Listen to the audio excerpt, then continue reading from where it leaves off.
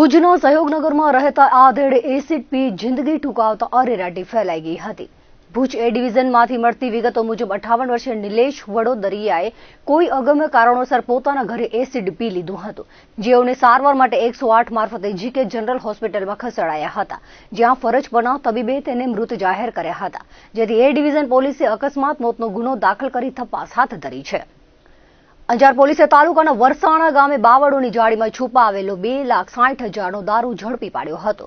મળતી વિગતો મુજબ વરસાણાથી સૈયદપીરની દરગાહ જતા રોડ પર બાવળોની જાળીમાં વિદેશી દારૂ સંતાડાયો હતો અને વેચાણ કરવામાં આવતું હોવાની બાતમી મળી હતી, જેના આધારે અંજાર પોલીસ દ્વારા દરોડો પાડવામાં આવ્યો હતો, જેમાં દારૂની 372 બોટલ કિંમત ₹2,59,908નો મુદ્દામાલ મળી આવ્યો હતો। રેડ દરમિયાન આરોપી વરસાણાનો પ્રદીપસિંહ જાડેજા મળી આવ્યો ન હતો, જેથી અંજાર પોલીસમાં તેની સામે ગુનો દાખલ કરવામાં આવ્યો હતો। આરોપી અગાઉ પણ અંજાર પોલીસના ચોપડે ચડી ચૂક્યો છે, જેને ઝડપી પાડવા પોલીસે ચક્રો ગતિમાન કર્યા છે। પૂર્વ કચ્છ વિસ્તારમાં દારૂની બદી અટકાવવા માટે એસપી સાગર બાગમાર દ્વારા સૂચના આપવામાં આવી છે, જે અંતર્ગત એલસીબી પીઆઈની સૂચનાથી ટીમ આદિપુર વિસ્તારમાં હતી, ત્યારે બાતમી મળી હતી કે બુટલેગર રાજુ સિંધીએ વોર્ડ નંબર 2B માં ખુલ્લા પ્લોટમાં બાવળોની જાળીમાં વિદેશી દારૂનો જથ્થો વેચાણ માટે ઉતાર્યો છે, જેથી દરોડો પાડતા આરોપી રાજેશ ઉર્ફે રાજુ ટેકચંદાણીને ઝડપી લેવામાં આવ્યો હતો।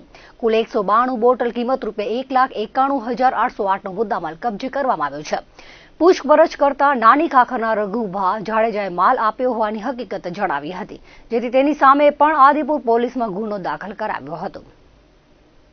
અંજાર આદિપુર રોડ પર આવેલી કામધેનુ ગૌશાળામાં આગ લાગવાની ઘટના બની હતી, જેના કારણે ગૌશાળામાં સંગ્રહિત વિશાળ પ્રમાણમાં ઘાસચારો બળીને ખાખ થઈ ગયો હતો। સદનસીબે કોઈ ગૌવંશને ઈજા પહોંચી ન હતી। મળતી માહિતી મુજબ 3 ગોદામમાં લાગેલી આગે વિકરાળ સ્વરૂપ ધારણ કર્યું હતું। આગના ધુમાડા દૂરથી દેખાઈ રહ્યા હતા, જેને જોઈ લોકો ગૌશાળામાં દોડી આવ્યા હતા। આગ લાગવાની જાણ થતાં જ ઇફકો વેલ્સપન કેપેટી, ગાંધીધામ મહાનગરપાલિકાના અગ્નિશામક દળો, ખાનગી ટેન્કરો અને સ્થાનિક લોકો મદદ માટે દોડી આવ્યા હતા। સતત પાણીનો મારો ચલાવીને આગ કાબૂમાં લેવાઈ હતી। આગના કારણે મોટું નુકસાન થયું હોવાનું પ્રાથમિક દ્રષ્ટિએ જાણવા મળ્યું છે। ઘટના સ્થળે સચ્ચિદાનંદ મંદિરના તેકમદાસજી મહારાજ, અંજાર મામલતદાર, નગરપાલિકા પ્રમુખ, કારોબારી ચેરમેન, શાસક પક્ષના નેતા, ડીવાયએસપી, અંજાર પીઆઈ સહિતનો પોલીસ સ્ટાફ જોડાયો હતો। સાથે આ દુર્ઘટનાની જાણ થતાં ગૌસેવકો અને સ્થાનિક સ્વયંસેવકો મોટી સંખ્યામાં દોડી ગયા હતા। આગ લાગવાના ચોક્કસ કારણો અંગે વહીવટીતંત્ર તપાસ કરી રહ્યું છે। પ્રાથમિક તારણો મુજબ આગ શોર્ટ સર્કિટ કે અન્ય કોઈ અજાણ્યા કારણસર લાગી હોવાનું અનુમાન છે। ભુજ નજીક શેખપીર પાસેના વિસ્તારની કંપનીમાં ઇન્કમટેક્સની ટીમ ત્રાટકી હતી। મુંબઈમાં મહાકાય પ્લાન્ટ ધરાવતી અને શેખપીર પાસે પણ મોટી યુનિટ ચલાવતી ખાદ્ય સામગ્રી સંલગ્ન કંપનીમાં આઈટી દ્વારા સર્ચ ઓપરેશન હાથ ધરાયું હતું। ઇન્કમટેક્સ વિભાગ દ્વારા રાજ્યની અલગ અલગ ક્ષેત્રોમાં સર્ચ અને સર્વેની કામગીરીનો ધમધમાટ ચલાવાઈ રહ્યો છે। દરમિયાન ભુજ નજીક શેખપીર પાસે આવેલી કંપનીમાં આઈટીની ટીમ દ્વારા સર્ચ સર્વે કરવામાં આવ્યું હતું, જેમાં સર્ચ બાદ મોટા પાયે બેનામી દલ્લો સામે આવે તેવી આશંકાઓ સેવાઈ રહી છે। વર્ષ 2011માં અંજારમાં થયેલા ખૂન કેસમાં આરોપી રાજકોટ જેલમાં પાકા કામના કેદી તરીકે સજા કાપતો હતો। તે વચગાળાના જામીન પર છૂટ્યા બાદ નાસી ગયો હતો, જેથી તેને 3 વર્ષ બાદ ઝડપી લેવામાં આવ્યો છે। આ બાબતે ગાંધીધામ બી ડિવિઝન પોલીસ સ્ટેશનેથી મળતી વિગતો મુજબ અંજારમાં ઝઘડાના બનાવમાં છરી મારી ઇકબાલ શાહ હાજી વચલ શાહ શેખ નામના વ્યક્તિની હત્યા કરવામાં આવી હતી, જે બનાવમાં હત્યાનો ગુનો દાખલ થયો હતો। અંજાર કોર્ટના ચોથા અધિક સેશન્સ જજ ડીએમ પંચાલે આરોપીને તકસીરવાન ઠેરવી આજીવન સજાનો હુકમ કર્યો હતો। આરોપી અંજારનો સલીમ અબ્દુરમાન સમેજા રાજકોટ મધ્યસ્થ જેલમાં પાકા કામના કેદી તરીકે સજા કાપતો હતો। વર્ષ 2022માં 14 દિવસની પેરોલ રજા પર છૂટ્યો હતો, જે બાદ તે હાજર થયો નથી। 3 વર્ષથી તે નાસ્તો ફરતો હોવાથી ગાંધીધામ બી ડિવિઝન પોલીસે તેને ઝડપી લીધો હતો અને રાજકોટ મધ્યસ્થ જેલ ખાતે મોકલી દીધો છે। અંજારમાં ભાડે લીધેલી ટ્રક બારોબાર વેચવા સાથે અન્ય ટ્રકોના ભાડા ન ચૂકવી 49,42,000ની ઠગાઈ કરવામાં આવી હતી, જે અંગે પોલીસ મથકે ફરિયાદ નોંધાવાઈ હતી। આ બાબતે અંજારના પશુડામાં રહેતા નંદલાલ ઉંદરિયાના જણાવ્યા પ્રમાણે આરોપી જામનગરના હરેશ ભટ્ટે ફરિયાદી સાથે વિશ્વાસ કેળવ્યો હતો અને ફરિયાદીના પિતાની માલિકીની ટ્રક માસિક 1 લાખના ભાડે મેળવી હતી। મે 2024 થી જુલાઈ 2024 સુધીનું ભાડું આપ્યું હતું, પરંતુ બાકી 7 લાખ રૂપિયા ભાડું આપ્યું ન હતું, જેથી ટ્રકના ટીટીઓ ફોર્મમાં પિતાની ખોટી સહી કરી આ ટ્રક બારોબાર વેચી દેવામાં આવી હતી, તેમજ અન્ય સાહેદોની ટ્રકો ભાડે લઈ રકમ ન ચૂકવી કબજો પણ આપ્યો નથી, જેથી 49,42,000ની ઠગાઈ કરવામાં આવતા અંજાર પોલીસમાં ફરિયાદ દાખલ કરવામાં આવી છે। નખત્રાણા તાલુકાના અમરગઢ ગામના યુવાને હની ટ્રેપની જાળમાં ફસાવી ધંધામાં ભાગીદારીની લાલચે 32 લાખ પડાવી લેવાયા હતા. જે બાબતે 4 સામે નિરોણા પોલીસમાં વિવિધ કલમો તળે ગુનો દાખલ કરાયો છે. નખત્રાણા તાલુકાના અમરગઢ ગામે રહેતા યુવકે ફરિયાદ નોંધાવી હતી. યુવકની મરજી ન હોવા છતાં તેની સાથે વાતચીત કરવાની ફરજ પડતી હતી. દરમિયાન ફરિયાદી યુવક જેની સાથે વાત કરતો તે યુવતી નહીં પણ કિન્નર હોવાનું ધ્યાને આવ્યું હતું. બાદમાં માતા બીમાર હોવાનું કહી 50,000 રૂપિયા યુવક પાસેથી મેળવ્યા હતા. અવારનવાર કોલકાતાની દિયાશ્રી દેવનાથ યુવકને ફોન કરી રૂપિયાની માંગણી કરતી હતી અને જો યુવક ના પાડે તો વિડીયો વાયરલ કરવાની ધમકી આપતી હતી. અત્યાર સુધી તેણે 10 લાખ રૂપિયા મેળવી લીધા છે. એક વખત તેણે હું કિન્નર છું અને પ્લાસ્ટિક સર્જરીથી લિંગ પરિવર્તન કરાવવા માટે પણ રૂપિયા માંગી લીધા હતા. ત્યારબાદ અલગ અલગ વાતો કરી 22,36,000 રૂપિયા પડાવી લીધા હતા. અંતે યુવાને પરિવાર સાથે મળીને સાયબર સેલમાં અરજી કરી હતી. આ ગુનામાં 4 આરોપીઓ સામે નિરોણા પોલીસમાં ફરિયાદ નોંધાવાઈ હતી. પોલીસે સમગ્ર હકીકતો અને નોંધ લઈ આગળની વિસ્તૃત તપાસ દયાપર પીઆઈએ હાથ ધરી છે. ભુજ એલસીબીની ટીમ ગઢસીસા પોલીસ સ્ટેશન વિસ્તારમાં પેટ્રોલિંગમાં હતી ત્યારે દેવપરગઢમાં 2 શખ્સોને 3 શંકાસ્પદ બાઇક સાથે ઝડપી પાડવામાં આવ્યા હતા. તેની પૂછપરછ કરતા કોઈ આધાર પુરાવા મળ્યા ન હતા. ખંભરાના રીઢા તસ્કર પાસેથી આ બાઇકો ખરીદી હોવાની હકીકત સામે આવી હતી. જેથી ખરીદનારા સામે કાર્યવાહી કરી ખંભરાના રીઢા તસ્કરને ઝડપી લેવા માટે તપાસ તેજ બનાવાઈ છે.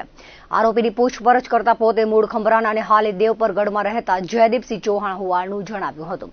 તેના કબજામાં રહેલી 10,000ની બાઇક બાબતે પૂછપરછ કરતા આધાર પુરાવા મળી આવ્યા ન હતા. આ બાઇક 6 મહિના પહેલા અંજારના ખંભરા ગામના રાજેશ ઉર્ફે ભોલા ગુજરિયા પાસેથી વેચાતી લીધી હોવાની હકીકત જણાવી હતી. જયદીપસિંહે જણાવ્યું હતું કે બાઇક વેચાતી લીધી પરંતુ કાગળો આપ્યા ન હતા.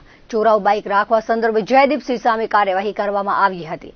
બાદમાં વધુ તપાસ કરતા દેવપરગઢના રાણુભા જાડેજા પાસે પણ 2 બાઇક મળી આવી હતી. બાઇકને કબજે કરી ગઢસીસા પોલીસ સ્ટેશન ખાતે રાખવામાં આવી છે.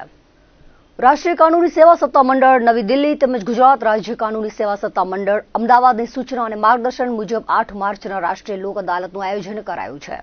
કચ્છ જિલ્લાના તમામ તાલુકાઓની અદાલતોમાં રાષ્ટ્રીય લોક અદાલત તેમજ સ્પેશિયલ મજિસ્ટ્રીયલ સિટિંગ યોજવામાં આવનાર છે. જેમાં અદાલતમાં ચાલતા હોય તેવા તમામ સમાધાન લાયક સિવિલ તથા ફોજદારી કેસો મૂકવામાં આવશે. તારીખ 8મી માર્ચ સને 2025ના રોજ આ વર્ષની પ્રથમ નાલસા લોક અદાલતનું આયોજન થનાર છે. આ આયોજન મુજબ કચ્છ જિલ્લાની તમામ તાલુકા તથા જિલ્લા અદાલતોમાં લોક અદાલત સારું ઘણા બધા કેસો મૂકવામાં આવેલા છે. આ લોક અદાલતમાં સમાધાન થઈ શકે તેવા ફોજદારી કેસો તથા દીવાની દાવાઓ, લેણી રકમના દાવાઓ, ચેક પરતને લગતા કેસો, મોટર અકસ્માત વર્તનને લગતા કેસાઓ તથા લાઇટ બિલ, પાણી બિલ, વીજળી બિલ વગેરેની જે માગણીને લગતી જે મેટરો હોય તે મેટરો મૂકવામાં આવેલી છે. લોક અદાલતમાં જે મેટરો મૂકવામાં આવે એમાં ખાસ કરીને સિવિલ કેસો જે મૂકવામાં આવે તેમાં જો લોક અદાલતના માધ્યમથી સમાધાન થાય તો પક્ષકારોએ ભરેલી 100% કોર્ટ ફી તેઓને પરત આપવામાં આવે છે. લોક અદાલતમાં જે દીવાની મેટર જે પૂરી થાય ને એ બંને પક્ષકારોની સંમતિથી પૂરી થતી હોય અને જે નિવેડો લાવવામાં આવે એની સાથે બંને પક્ષકારો સંમત હોય એટલે એની સામે અપીલ નથી થઈ શકતી અને અપીલ ના થઈ શકતી હોય એટલે તકરારનો કાયમી અંત આવે છે. એટલે પક્ષકારોએ જો લોક અદાલતમાં એમની મેટરનું જો સમાધાન રાહે નિકાલ કરે તો એમના નાણાં અને સમયનો ખૂબ જ બચાવ થાય છે. લોક અદાલતની સાથે સાથે આવતીકાલે સ્પેશિયલ સિટિંગનું પણ આયોજન કરવામાં આવેલ છે. સ્પેશિયલ સિટિંગમાં નજીવા ફોજદારી કેસો હોય કે જે પેનલ્ટી કરી અને પૂરા કરી શકાય તેવા કેસો પણ મૂકવામાં આવેલા છે. આ સિવાય ઈ ચલણને લગતા જે કેસો હોય એ પણ ખૂબ જ મોટા પાયે મૂકવામાં આવેલા છે. આવતીકાલની લોક અદાલતમાં કુલ મળીને 10,500 જેટલા પેન્ડિંગ કેસો મૂકવામાં આવેલા છે અને એમાંથી 6,000 થી 7,000 કેસો પૂરા થાય તેવી પૂરેપૂરી શક્યતા છે. આ સિવાય પ્રી લિટિગેશન લોક અદાલતનું પણ આયોજન કરવામાં આવેલ છે, જેમાં ખાસ કરીને ફાઇનાન્સ કંપનીઓ અને બેંકોના જે લેણા રકમ હોય જેના કેસો અદાલતમાં આવ્યા ના હોય પણ આવવાની પૂરી શક્યતા હોય એવા કેસો પણ મૂકવામાં આવનાર છે અને એ કેસોમાં પણ ખૂબ જ મોટા પાયે પક્ષકારો વચ્ચે સમાધાન થાય અને સમાધાન રાહે નિકાલ થાય તેવી પૂરેપૂરી શક્યતા છે. લખપત તાલુકાના પાણદ્રો ગ્રામ પંચાયત રાત્રિ સભા જિલ્લા વિકાસ અધિકારી ઉત્સવ ગૌતમના અધ્યક્ષસ્થાને મળી હતી. જિલ્લા વિકાસ અધિકારીનું સરપંચ બચીબેન રાયમાએ સાલ ઓઢાડી સન્માન કર્યું હતું. સભામાં મોટી સંખ્યામાં ગ્રામજનો તેમજ તાલુકાના વહીવટીતંત્ર અધિકારીઓ હાજર રહ્યા હતા.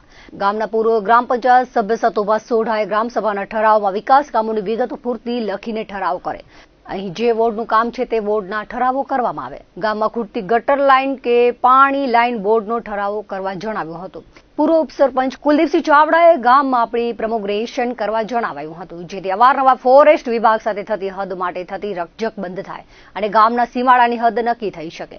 ગ્રામ પંચાયત સભ્ય ઇસ્માઇલ ખલીફાએ પીએમ આવાસ યોજનામાં ગામના લાભાર્થીઓને સર્વે કરવા આવેલા અધિકારી સાથે વાદ વિવાદના બનાવના કારણે ગ્રામજનોનો સર્વે કરવામાં આવતો નથી, જેના કારણે લોકો યોજનાના લાભથી વંચિત રહેવાનો વારો આવે છે, જેથી ફરીથી સર્વે કરવામાં આવે તેવી રજૂઆત કરી હતી. ગ્રામ પંચાયત ઉદ્યોગો પાસેથી પ્રોફેશનલ ટેક્સ વસૂલાત કરે તેવી રજૂઆત કરવામાં આવી હતી. સાથે રસ્તા પર દબાણો દૂર કરવા, પાણી, શિક્ષણની ગટ, આરોગ્યની પૂરતી સુવિધા તેમજ હાઈસ્કૂલ માટે ઓરડાની જરૂર જેવા અનેક પ્રશ્નો અંગે રજૂઆત કરાઈ હતી. તો ગામમાં સીસીટીવી કેમેરા બંધ છે તેને શરૂ કરવા, 15મા નાણાં પંચના વિકાસ કામોના લિસ્ટ વિગતવાર રજૂ કરવા સહિતના વિવિધ પ્રશ્નો રજૂ કર્યા હતા. ગુજરાત સરકારના માર્ગ અને મકાન વિભાગ દ્વારા રૂપિયા 111 કરોડના ખર્ચે રોડના કામો મંજૂર કરાયા છે, જેમાં અંજાર ભુજ નેશનલ હાઈવેથી અંજાર મુન્દ્રા નેશનલ હાઈવેને જોડતો અને અંજાર શહેર બહારથી પસાર થતો બાયપાસ રસ્તાના કામનું ખાતમુહૂર્ત કરવામાં આવશે. 8 માર્ચ શનિવારે અંજારના મોટી નાગલપર ખાતે કાર્યક્રમ રાખવામાં આવ્યો છે. કચ્છ યુનિવર્સિટી દ્વારા પરીક્ષાના પરિણામો જાહેર કરવામાં વિલંબ કરાતા એબીવીપીના નેજા હેઠળ વિદ્યાર્થીઓએ આંદોલન કર્યું હતું, જે બાદ માંગો સ્વીકારવામાં આવી છે. મળતી વિગતો મુજબ નવેમ્બર-ડિસેમ્બરમાં લેવાયેલી પરીક્ષાના પરિણામ 100 દિવસ થયા છતાં જાહેર કરવામાં આવ્યા નથી. યુજીસીના નિયમ પ્રમાણે 45 દિવસમાં રિઝલ્ટ આપવાના હોય છે, પરંતુ 100 દિવસથી પરિણામ અપાયા નથી. યુનિવર્સિટીએ 15મી માર્ચ સુધીમાં બાકી રહેતી પરીક્ષા પરિણામ જાહેર કરવા સાથે વિલંબ બદલ જવાબદાર વ્યક્તિઓ સામે કાર્યવાહી કરવાની ખાતરી આપી છે. આ ઉપરાંત ઉત્તરવહીની નકલ આરટીઆઈ દ્વારા આપવામાં આવશે.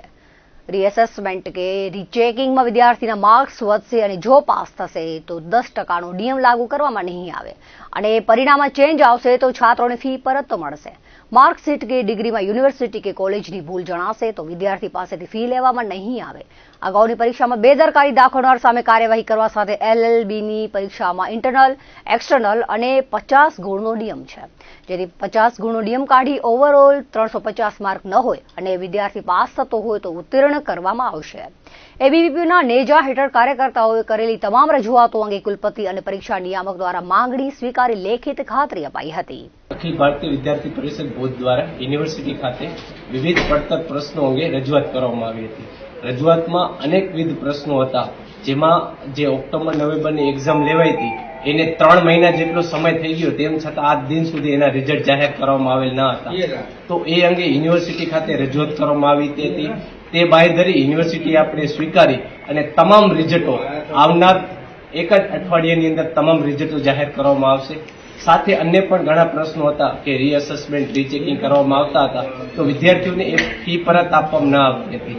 તો એ અંગે પણ યુનિવર્સિટી દ્વારા બાંયધરી આપવામાં આવી છે. તમામ રિઝલ્ટો, તમામ જે પણ ચેન્જીસ થશે તો તમામ વિદ્યાર્થીઓને ફી પરત આપવામાં આવશે. સાથે અનેકવિધ પ્રશ્નોની જે પણ માંગણીઓ આપણે આપેલ હતી તે તમામ માંગણીઓ અખિલ ભારતીય વિદ્યાર્થી પરિષદની જે માંગણીઓ હતી તે તમામ પરીક્ષા વિભાગ દ્વારા સ્વીકારવામાં આવી છે.